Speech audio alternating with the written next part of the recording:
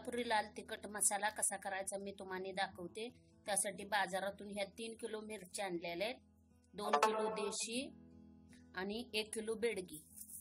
त्या आपण ओळखायच्या कशा, देशी मिरच्या लांबड्या आणि लाल असतात अशा, आणि हे बेडगी मिरच्या थोड्याशा बुटक्या आणि चॉकलेटी कलर ह्याचा असतो या, आणि हे चवीला पण असतात आणि चटणी पण चांगली होत्या, म्हणून हे दोन्ही मिक्स करून लाल तिखट करून आणायचं।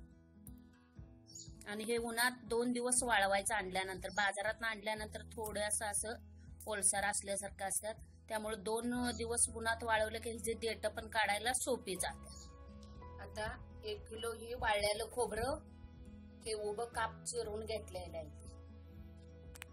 2 किलो उभा कांदा चिरलेला आहे।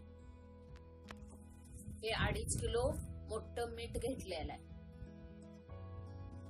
हे अर्धा किलो लसूण सोलून घेतलेला आहे। ह्याचं साल काढायच्या अगोदर उन्हात तेल थोडस लावून वाळवलं की लगेच ह्याची साल निघतात।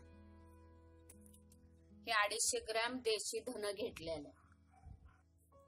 आता लाल तिखट मसाला बनवायचा आहे, त्यासाठी किती साहित्य घ्यायचं हे तुम्हाला मी दाखवते। थोडं आलं बारीक करून ठेवलेलं आहे।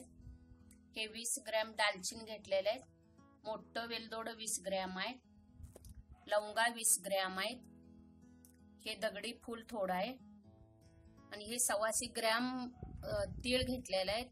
हे हळकुंड मोठे आहेत ते फोडून बारीक केलेले आहेत 20 ग्रॅम, मिरं 20 ग्रॅम, 125 ग्रॅम जिरं घेतलेले आहे। ही तमालपत्री थोडी घेतलेली आहे, आणि ही जावेत्री थोडी 20 ग्रॅम घेतलेले आहे। ही हिंगाचं खडा आहे मोठं 20 ग्रॅम, शहाजिरं 20 ग्रॅम,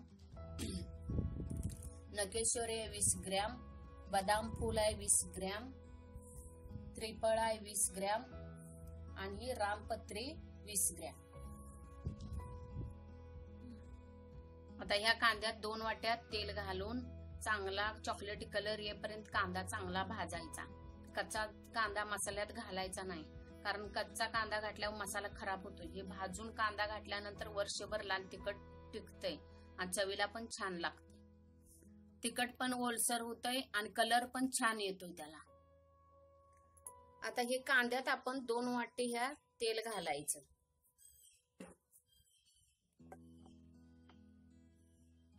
हे 2 वाटी तेल घालून कांदा चांगला चॉकलेटी कलर येईपर्यंत भाजून घ्यायचा।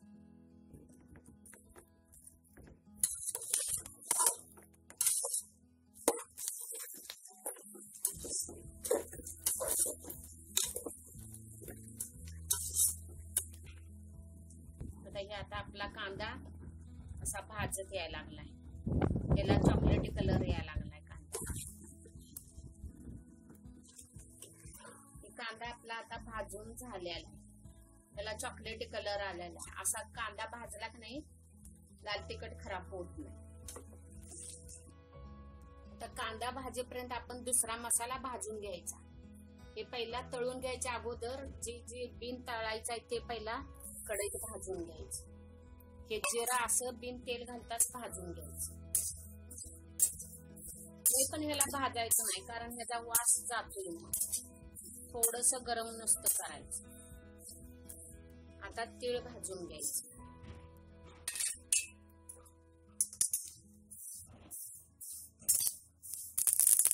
हे सगळा वाळलेला मसाला एकत्र करायचा। हे आता आपण धन भाजून घ्यायचं।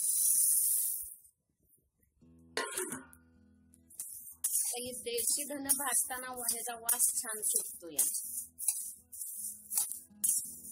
आणि देशी धन्याचा हिरवा कलर पण थोडासा हिरवट असतो। त्याला पण लय भाजून घ्यायचं नाही, थोडंसंच भाजून घ्यायचं। आता शहाजिरं भाजून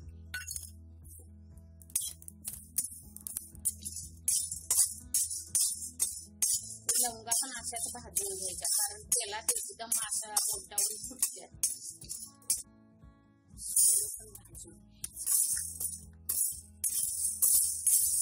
आता बोल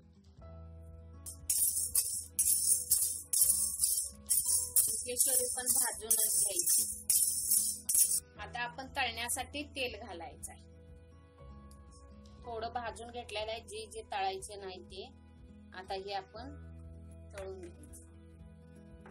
तमालपत्री आपण तळून घ्यायची.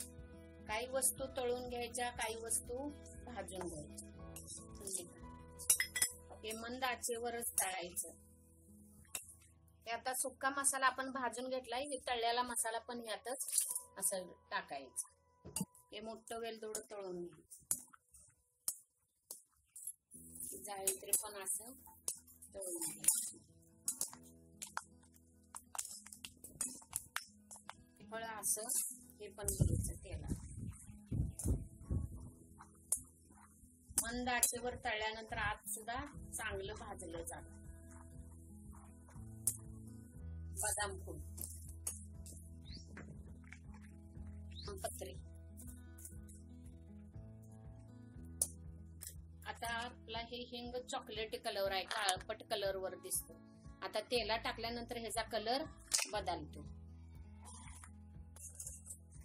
हे हिंगाचा कलर असा आधी चॉकलेटी होता, आता कसा आलाय. आता हे हळकुंड बारीक केले.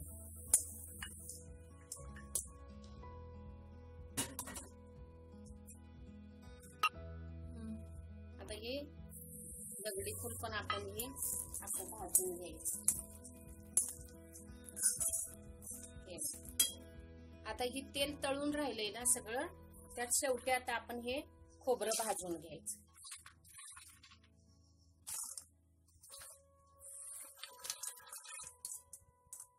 आता पांढरं खोबरं ह्याला चॉकलेटी कलर येईपर्यंत भाजायचं. चांगलं मसाला तळून घेऊन भाजून खोबरं भाजले की खराब अजिबात होत नाही. वर्ष 2-2 वर्ष तिकडे जाते.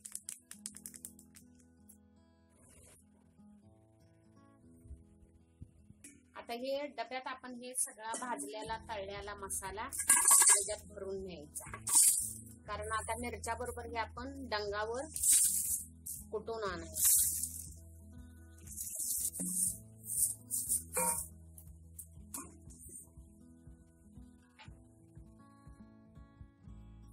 त्या डंगावर आता मिरच्या कांडून आणायच्या आहेत, लाल तिखट करून आणून आणायचं आहे. ह्या मिरच्या हे सगळा सौदा तळून भाजून घेतलेला आहे.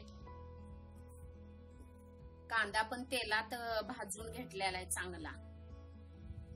हे खोबरं पण तेलात भाजून घेतलेलं आहे. हे आलं लसणाची पेस्ट केलेलं आहे, कारण डंगात एक एक कुडी तशीच राहत्या म्हणून मिक्सरला हे आलं लसणाची पेस्ट केली. आणि हे मीठ, हे 2.5 किलो मीठ घेतलेलं आहे 3 किलो मिरच्याला.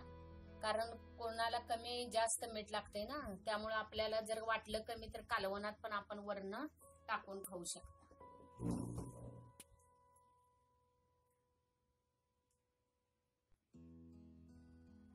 कोल्हापुरी लाल तिखट आता हे आपलं तयार आहे. आता हे सगळं आम्ही डंगावर कांडून आणलेलं आहे. आता हे ह्या चिनी मातीची ही बरणी आहे. ह्याच्यात आता आम्ही वर्षाला चटणी ह्याच्यात लाल तिखट भरून ठेवतोय. हे आता स्वच्छ धुवून पुसून ठेवलेलं आहे. उन्हात वाळवून ठेवायला लागतं, ह्याला पाणी चालत नाही. आणि हे सगळं असं ह्याच्यात आता भरून ठेवायचं. आणि रोजच्या जेवणासाठी आपण ह्या बरणीत काढायची. लागल तशी आपल्याला संपल तशी ह्याच्यात काढून घ्यायची. राहिलेलं हे सगळं लाल तिखट ह्याच्यात भरायचं. आता हे 3 किलोचं मी केलंय, तर हे 3 किलोची भरणी आहे. ह्याच्यात हे लाल तिखट पूर्ण बसते. आणि जसं करून आणलंय तसं वर्षभर हे तिखट ताजं आत्ता केल्यासारखं राहते. त्याच्यात खराब होत नाही किंवा काय होत नाही. आणि चवीला पण जशी चव आत्ता आहे तशीच वर्षभर टिकून राहते ह्याच्यात भरल्यानंतर.